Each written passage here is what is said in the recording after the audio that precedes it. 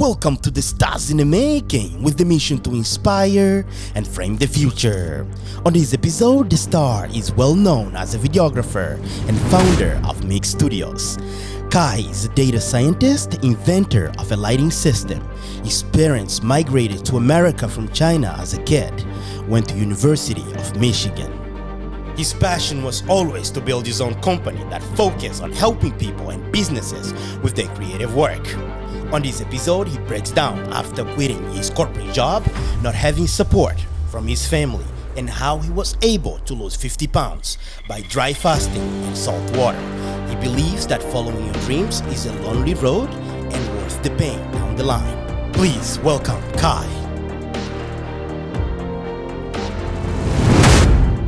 Welcome to the Stars in the Making. This is an interesting story. Today, we have a data scientist who built a lighting system and the founder of Mixx Studios. As we go along, I hope you guys take notes and you can apply that into your life. Please, let's welcome the star. How you doing, Kai? I'm doing good, Ricardo. All right. It's a pleasure to be here. Oh, thank you. Oh my God, it's been, we've been waiting forever for you to be here in the Stars in the Making. Yes, thank you. So how was everything? Oh, everything is doing great. Awesome. I was just working on some new lighting projects and video projects, and today I drove all the way here, and I loved your new studio. It's been Thank you for being the first in our new setup, the Stars in the Making Studios. How do you like it so far? Oh, I love it. Awesome. So Thank you. I see you have the lighting panels. Right. With the flourishes and the green, they all complement each other very well. Thank you. I love your story. You have an incredible story. Thank you. And I wanted to hear a little bit more so others from home, whoever's watching, can apply that into their life. You are, as a data scientist and a videographer, we're gonna dive into that. Yeah. And I hope, please introduce yourself. Yes. And let's go from here. So, yes, thank you so much. So I'm gonna start from the very beginning, because I think a lot of things I will talk about will make a lot more sense. Exactly. As you hear my story from the very beginning. So I was born in China. I'm a Chinese American immigrant. I came here during second grade. So my parents came here. I came to school in second grade without speaking a lick of English. Right. So I learned all of my English in school. I grew up in Michigan, which is a Midwest state. There wasn't a lot of Asians there, so I got immersed into the American culture very, very quickly. As I was growing up, I attended high school, I attended college, both in Michigan, and then everything was very smooth. I would say my childhood, my parents worked very, very hard to give me a very stable childhood.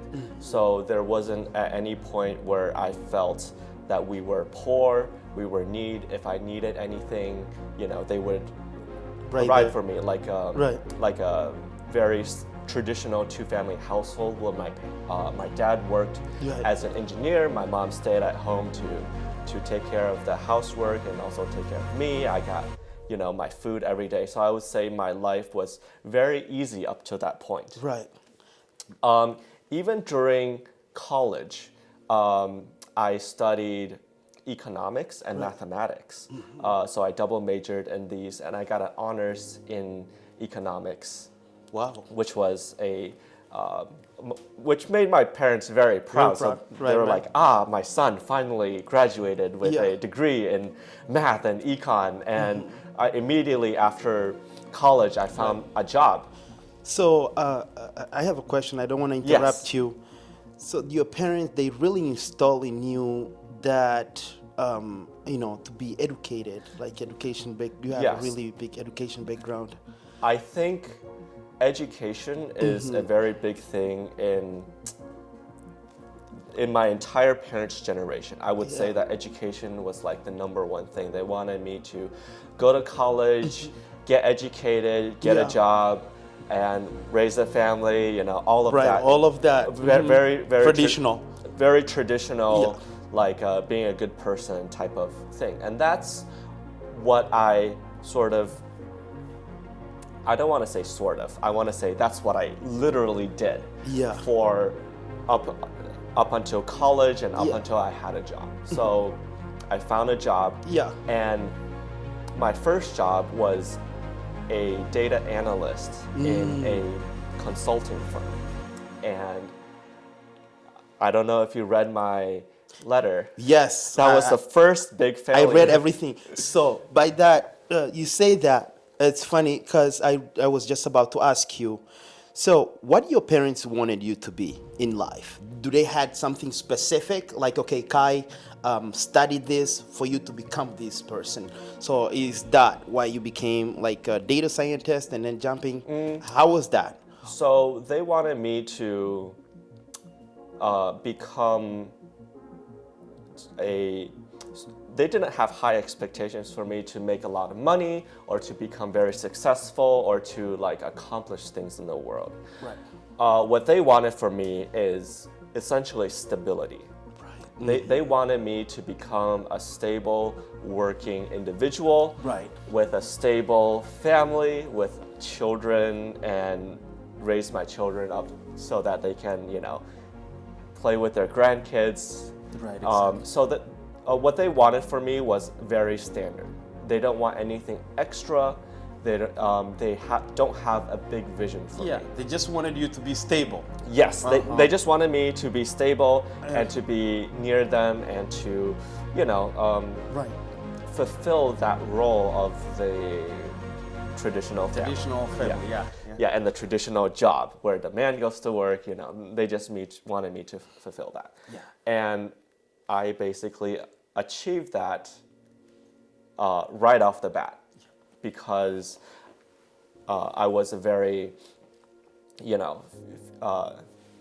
loyal to my parents, and I really listened to them, and I didn't really have any big aspirations either. Right. Which I will explain later, which actually became very, very hard when you're going into the business world, because there's so many different things that you have to learn, that you have to take in, and because of that, you start making a bunch of mistakes. Exactly. So again, I don't want to interrupt your story, how you're going along. As a data scientist, so you became a data scientist once you done with college. Yeah. So data scientist was. I got this job in Boston. Okay. So after my job in Michigan, I was fired from that job.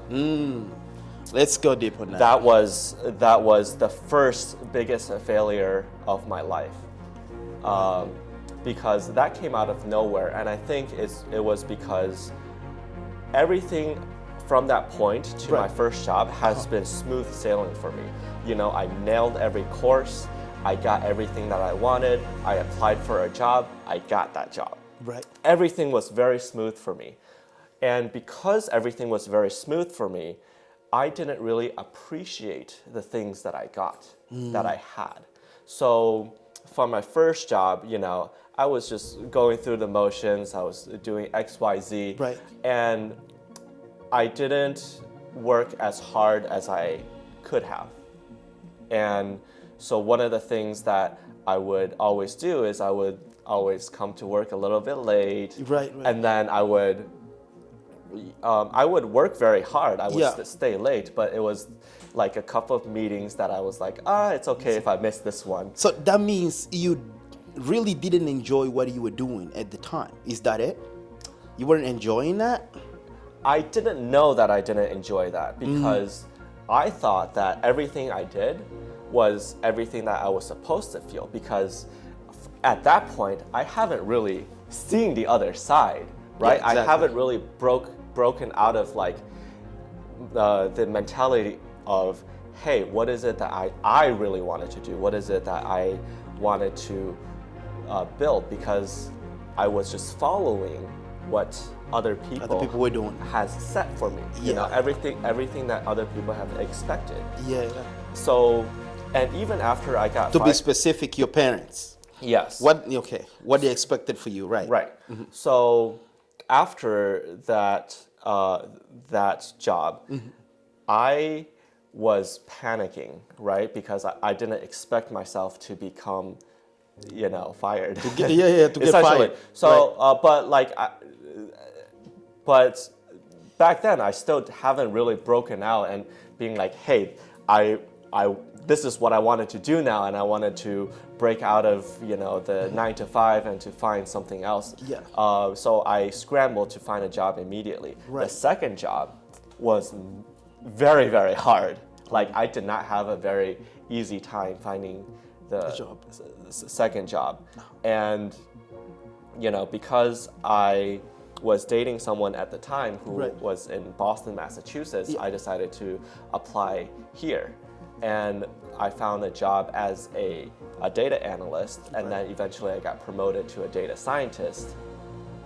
And I stayed at that job for 7 years. Wow, that's a pretty long time. Yeah. Yeah, that's a decent time. So that's how I was brought into Boston. And during those 7 years, I feel like because of my first experience, I worked very, very hard at that job, right? So I became one of the, I would say, the best programmers at work. I developed systems that made everything automated and Wow. made everything more efficient. For that corporation. For that corporation. Yeah. Yeah, so it was a consulting job, and we did as consulting for energy and energy efficiency programs and power power generated. Right. Yeah, so like the Eversource and like the power companies. So and it gotten to a point where the things I developed were so complicated that even I was like, ooh, it's like, how did I do this? It's like, I don't even know how I did that. And then, at that point, I was driving in the car one day. I remember very specifically. Right. Like one day as I was driving to work, because everything was like good, I was making good money, I had, girlfriend and everything was Smooth, right. everything was smooth. And at that point, I was driving in the car, I remember, and I was like, is this what I'm gonna do for the next, however many years I'm gonna live? Right. Right? And I was driving through that street that I've been through for Many times. Many times. And I Yeah. was like, is this how it's gonna be? And I didn't know the answer, right? Like, I did not know the answer because, other than my job and my hobby, which I did dance on the side. Oh, wow, that's interesting. Yeah. So I did dance on the side. Other than my job and the hobby, I didn't really go on YouTube, or I didn't really read any self-help books or get any, it was like my life, and I was doing great, right? So I didn't know the answer to the question, hey, is this gonna be my life for The next years. for the next years? So it got into a point where, and I'm skipping ahead. Yeah. So that was when I started thinking, hey, what should I be doing, right? Right. And I started,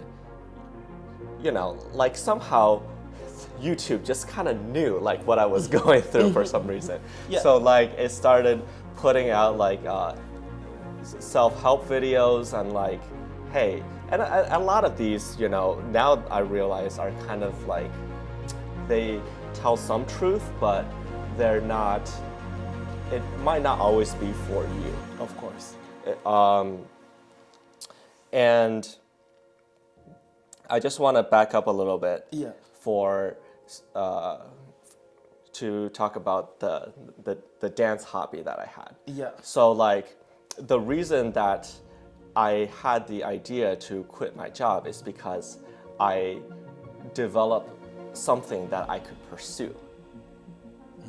Does that make sense? Right, right. Because What was that? without a good reason, you can't be pursuing. Without a clear reason, it's very hard to let go of the things that you had before. Exactly. So when I moved to Boston, I started as a dancer, and while I was a dancer, I did these K-pop covers, which are very, very fun. Like if you ever get a chance to, get into the community, it's a very fun experience. So you basically watch a video of a idol group from Korea. They dance like these very intricate dances, and you learn the choreography. I see. It's like you gather your little group of friends, and then you dance, right? At the time, cameras were not that advanced, so like people would record things on like a very bad camera, and it will come out to not very good quality. Right. So when I did my dances, I want to say, hey, I want to make these videos, but I wanted my quality of the videos to be just like that of the real entertainment companies. Right. So I started researching, hey, what kind of cameras should I get? And how can I make my videos good? So that's how you started. You started your own Mixx Studios. That's how it started. How do you jump? What was the transition? Yeah, so coming from your company where you were making good money, and then switching to the studio. Yes. Making videos. How was that? Yes. So I made videos without the company Mixx Studios. Okay. For a very for like 7 years. So that's how long I've been at my company. So that's how long I've been. 7 years, like not making any income. Any so money, just to learn. So I was a dancer. Yeah. And I spent 7 years. I didn't take it seriously until the 7-year mark. So at the 7-year mark, I was like, hey, I am doing this, and it's becoming, I think we can do something bigger with it. Yeah. Because before then, it was just like, hey, I have my job, I have my hobby, and I was sort of doing it for fun. Right. So I don't want to interrupt you on that, and I think that's where the big gap is. Sometimes people misunderstand, like how you do your side hustle. You can see all these gurus online. Yeah. Sometimes they tell you, hey, just quit your job, your 9 to 5, and then study your side hustle, whatever the case may be. Start doing that, quit your job. Imagine, I always think that it's a recipe for disaster. Because people don't think that, it's better sometimes stay in your own job, whatever you're doing, and then making a transition. How was that for you? You just quit your job right away and then go to your side gig? And because sometimes what I want to say is like you don't know how that's gonna go. Yes, I think as I'm explaining it to you, I think it might come off as, I started this thing and I was preparing to quit my job. To quit, right. But I never had the intention of quitting my job through my entire dance and videography experience. Right. You had a really nice job. Right? So from my perspective, Yeah. I felt like the guy that just quit out of the blue, because it felt like that for me, right? Even though as I'm telling the story now, you could sort of spin it as, hey, I had this plan all along. But in reality, I feel like a lot of other things have happened during that time that sort of shifted my perspective on what I wanted to do. So it wasn't like I prepped for this thing. For me, it felt like, hey, I had to do something drastic. Yeah. And one of the things that's, I think, very, very hard for everyone is just to let go of what you had and do something new. Because no matter what your situation is, you might be in the shittiest situation, right? But I feel like if you're in a shitty situation for a very long time, you still feel happy that you're in a shitty situation because you're comfortable. Right. And if you're comfortable, then you would resist change, even if you know that. Yeah, change it's might like make you're it getting better. along and you resist that. That's so true. And I don't want to cut you off again. So I think many people have problems into that. What you said, that just you feel comfortable and you resist the change. It's really hard. It's really, really hard. It's not for everybody to go along, like creating your own thing. Maybe you can be passionate about something, but maybe you're really not feeling comfortable. You don't know what's might come, No, you don't know. Yeah. And I think, and there was a very interesting statement, or a very famous statement, I can't remember, Yeah. but it was like, you have to just dive right into it. You have to almost, like people in my situation where you want to do something new, but you have the fear, or fear of the unknown. You just have to Exactly. dive right in without knowing what's going to happen. And you have to burn your back bridges. Wow, that's awesome. Because a lot of this is not for everyone, because It's not. Good advice is, Yeah. hey, you have to leave your back bridges. Leave back bridges so that just in case you fail, you can go back. Burn the boats. So, yes, it's a very, very famous battle. I actually remember it's like the battle of the Napoli or something with the Greeks and the Turks. They weren't called the Turks back then, but it was a very famous battle where you burn the bridges so that there is no going forward. back. Exactly. It's just forward. But forward. Exactly. Yeah. And I took that, and I felt like that was going to be my strategy. It's like I have to do it now, and I have to do it quick, and I have to just go forward with this. It's like sink or swim. You gotta go. You gotta do it. Yes, you just gotta. That's true. You just gotta do it. Yeah.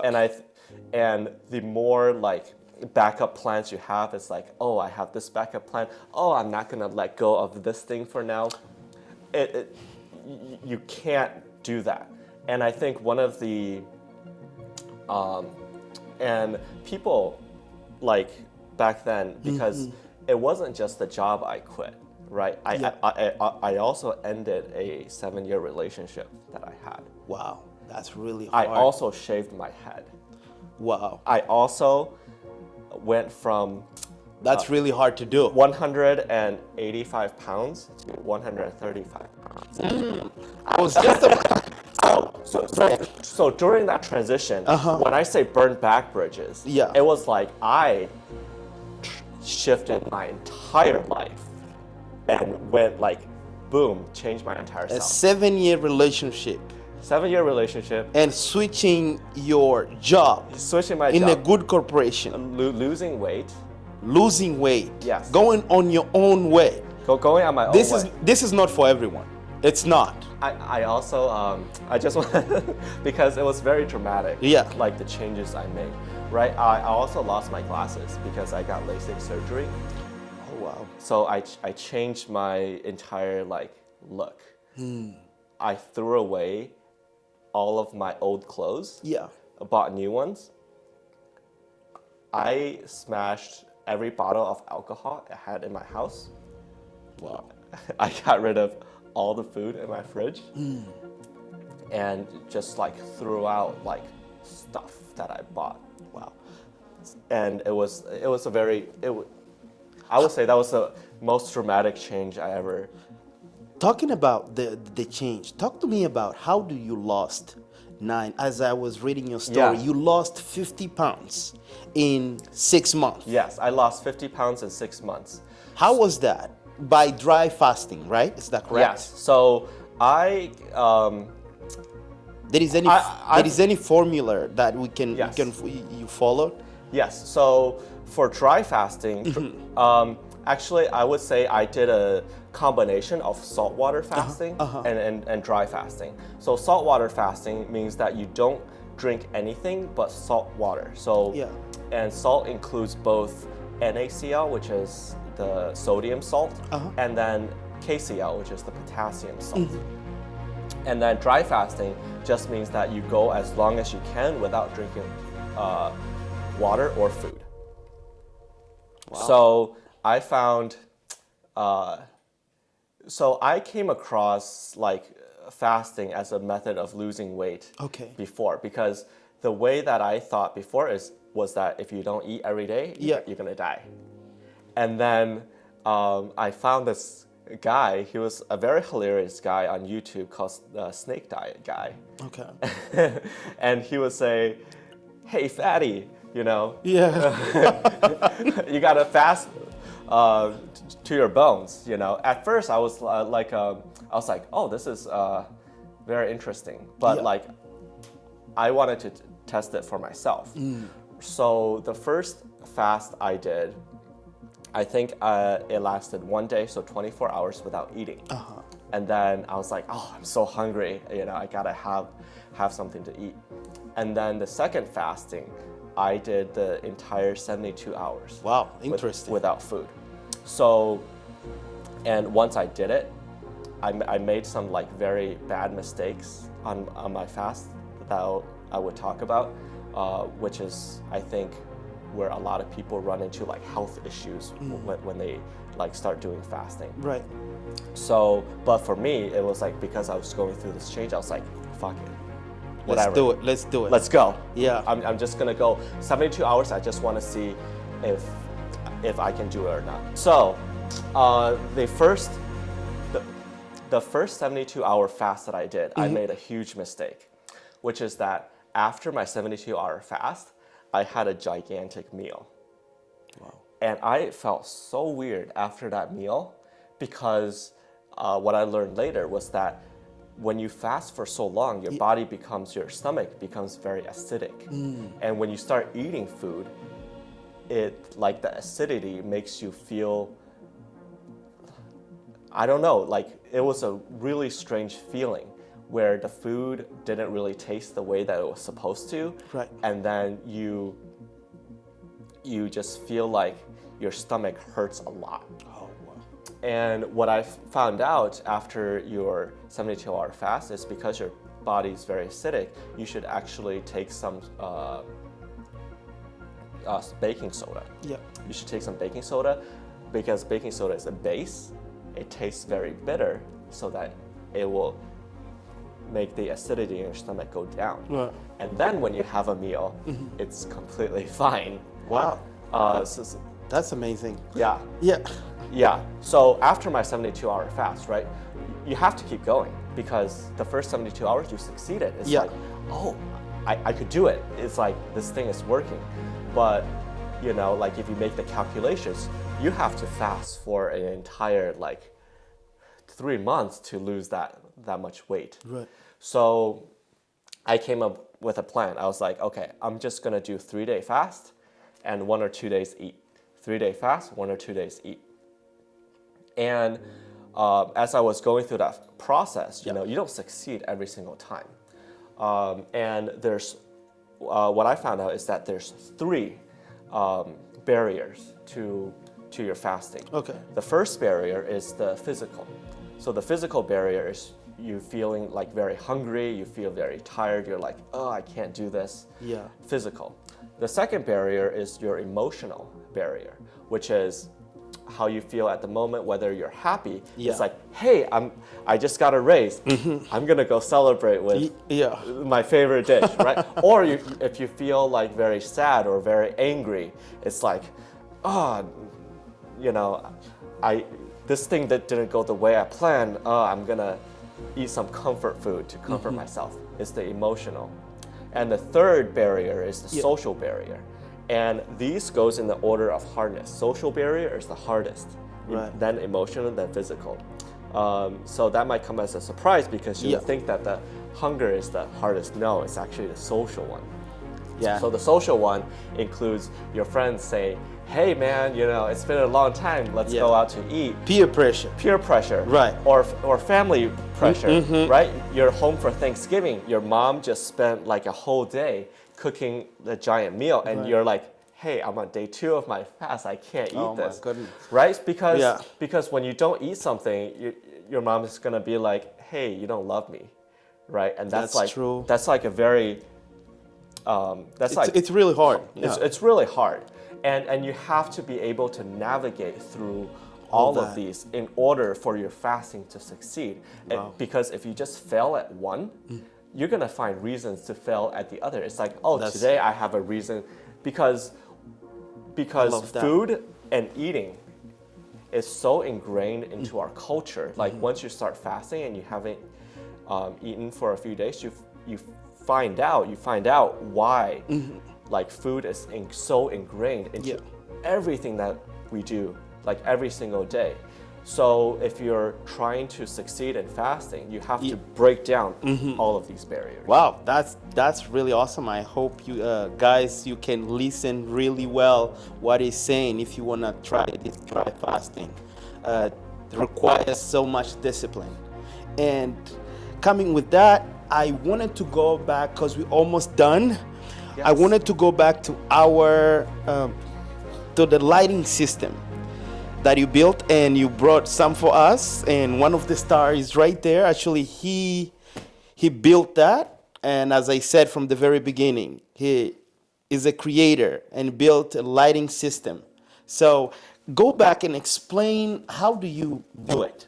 Yes. So Do you have one to Yes. show to us? So this is the star. So it's as simple as, so this one I made from laser cutting a piece of birch plywood, and I just stick LED strips onto it with a little connection here. So the way that I came up with building these lights is, I mentioned before that I was a videographer. I wanted to film my own dances. Yes. And in order to film my own dances, like the ones on the big screen with the real K-pop companies, is that I needed equipment, right? Go ahead, please. But as an independent creator, I don't have enough strength to carry all the equipment. And back in the day, before LEDs were invented, you know how bulky light bulbs were, and how bulky all of the different lighting and camera equipment used to be. They were like very big. So as a one person, I cannot just buy all these equipment. First, they were expensive. Second, they were heavy. I cannot just build an entire set by myself. Right? So, so I wanted to come up with something where I can decorate an entire wall with LEDs. Wow. And we can see that in your, I in can my see that in videos. your videos. Yes. It's looking really stunning. Yes. You are doing a great job. And by that said, do you do that? You help other companies doing that as well? Music videos, whoever want to make a music videos, whatever? Yes. So that is that is one aspect of it. So I wanted to make my product into a reality. So I developed these like very thin products that can be stuck on walls, essentially, and be taken down, and you can make any sort of room into an entire music video set if you wanted to. Right. But I went to a couple of investors, but before the pandemic situation. Right. And it didn't work out, and because of the pandemic, the project was put on hold for a pretty long time because I wasn't able to like meet with different people. Because, so I ended up getting a studio space. Now, instead of trying to get like manufacturers because they were all shut down in like in China and stuff.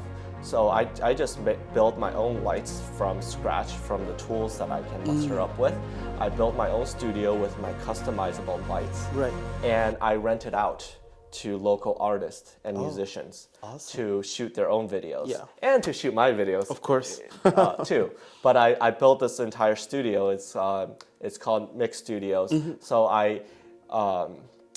the entire studio is customized. I love the Mixx Studios. I love what you're doing there. It's customizable, so I had an entire wall that's blank that you can stick on these lights to. And because they're so lightweight, Yep. you can basically use tape, or you can, put a small nail and you can hang a bunch of lights and configure it into different ways. So we had people that would spell out their song names, we would spell out their artist names, and You can make any design with these lights. you can make any design with this light. lighting. Yes, and it comes with all of the different shapes and sizes. And because I did this entire studio, and because I shoot my own studio, I'm starting to figure out like what is the ideal size. Right. Because I've done ones where you make it out of cardboard and it's so light and so small that it's just impractical to like build things, right? I had ones where the connections were not long enough. I had ambitious projects where it's like I had too many lights, where it blew up the power system. So I wanted to say, how do you help? So when the big corporation call you for you to make a design, and like how do you do it? You have like a support, or you do everything on your own? So of course there's limitations to what they can suggest. So I like to think of it as I have these like building blocks, like Lego blocks, right? It's hard to make more Legos, but I have a lot of blocks, but I can make things out of the different blocks. So a lot of times when music artists, they come to me, I just have them make a drawing. So I had a guy that... What they want. that wanted to shoot a music video with red flags. So he showed me a paper drawing and he just drew like, flag here, flag here, flag here. And then I look at that paper drawing. It was very rudimentary and I was like, hey, I can make that. So I built it. Wow, that's amazing. Man, you were doing a great job, and thank you so much for being on the Stars in the Making. It's such an amazing story, very inspirational. But before we even close our episode, I wanted to know when was like the point that you changed, you switch from your company, like for a big corporation. I think I say that already, but I really wanted to know specifically in go on your own, starting your own business. Now, what was the point that, came out to you that, okay, now I can go on my own and I'm good? What was the point? Yeah. It's like you feel like you are free now. You can make your own income. You can live on your own. Yes. I think this is a point that would apply to a lot of people, which is like the point where you truly know yourself. So this entire journey of going through a bunch of changes is, I think, the most important thing in life is you have to truly know yourself. And knowing yourself is the end. It's the end goal in itself, because once you know yourself, you exude confidence, and you might be asking, hey, why do I need to know myself? Maybe I already know yourself. But the reason that you have to really truly know yourself is so that when bad things happen, you can get through it. When things don't go your way, you don't let the negative emotions or the negative things in life affect you as much. Because once you understand yourself, you can really, truly be free. Wow, that's awesome. When you say affecting yourself, knowing yourself, can you give a specific example on your own? Like, what is the ups and downs, the moment you felt like, okay, I know that going on your own, if you build your own company, it's really hard. So do you have any specific example that, maybe you got to the point that, okay, I can't do this. I don't know how am I going to go through this. Like, you have something practical that you can tell us? So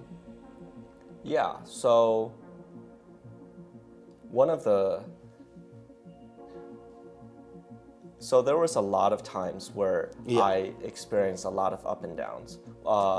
So when you're trying to do something new, for example, when you're trying to raise prices, on your services. So I do video, and throughout my entire hobbying career, I did it as a hobby. I had a job, so I sort of didn't really charge that much. So when you say in Korea, so do you do system, you go to different countries as well, like, right? I go to different countries. So I have a partner that works with me in the business. So he's the one that travels to different countries a lot. So I'm more on the development side. So essentially, the lighting system, how building the set actually works, what kind of lighting, what kind of camera movements, what kind of editing techniques. Those are sort of the development side of the part that I work. Okay, that's awesome. So going back to your point, when you talk about like setbacks, the setbacks, and how knowing yourself really allows you to face negative emotions, right? So like a lot of times people fail to recognize when they have fear. So I had this happen when you try something new. So for example, you have a new product, a new lighting setup, and you wanted to offer to your existing clients, or you want to change up the way that the pricing structure works, right? It's always a very difficult conversation to make. And when you make those conversations, you're like, hey, we're making some changes here. There are going to be some people that are like, I don't want it. There will be some people that are like, maybe not now, but then they come back. Right. And then because you're running your own business, a lot of times, you need to come up with the next steps on what you do if something doesn't work out. Exactly. And when you know yourself, it's like you understand that, hey, I have this fear that might be stopping me from moving to the next step, because if you don't make it to the next step, then your business cannot grow. Exactly. But in order to make the next step, you have to know that, hey, maybe the reason that I am not going to the next step is because of fear. And when you recognize that, then you're like, hey, it's just the emotion, and I need to, I need to go. I need to go to the next Sink step. or swim. Yes. Focus. I love that. With that said, I love that point so much. And do you have any advice for anyone out there, like founders, maybe someone like the upcoming stars that are trying to build something, because that's really the point where you have fear, as we talk about. What is the advice you would give to them out there, for anybody who may be scared to leave? Because there is many people out there that they are working in companies, they went to school, they started something, and then they just realize that suddenly they don't really like what they're doing in there, and they're still stuck. Instead of starting something on the side, do you have any advice for these people? Yes. One of the hardest things to master in life is yourself. It's your ability to understand. I love that. I think your camera, they're gonna be great if you really. Yeah. One of the hardest things to achieve in life is the ability to control your own emotions, because a lot of times, rationally or logically, you know what the right thing to do is, but your emotions are what's stopping you. Now, I think emotions are very important because they allow for personal connection and they allow you to do things in the short term. But if you want to achieve any greatness, which takes a lot of time and a lot of effort and a lot of struggles, you need to think in the long term. And anything that you want to do in the long term, it's very important to understand and to be able to control and maneuver your emotions. Exactly. The ups and downs. Boom. Thank you so much for being the Stars in the Making, Kai. Thank you, Ricardo. We really, really appreciate you for being here again, and keep striving. And I always say, Stars in the Making is really here to, show you people like Kai, founders that are going their own way. They are, they have aspirations. They are building their own thing. And so you can get inspired as well. Whoever is out there listening to us, build your own thing. Stars in the Making is never settle, no matter where you are. Up, down, you keep yourself working really hard. Because you are a star in the making. Thank you so much. We see you guys in the next episode. Stars in the Making. Thank you, man. Thank you, Ricardo. All right. All right. We see you.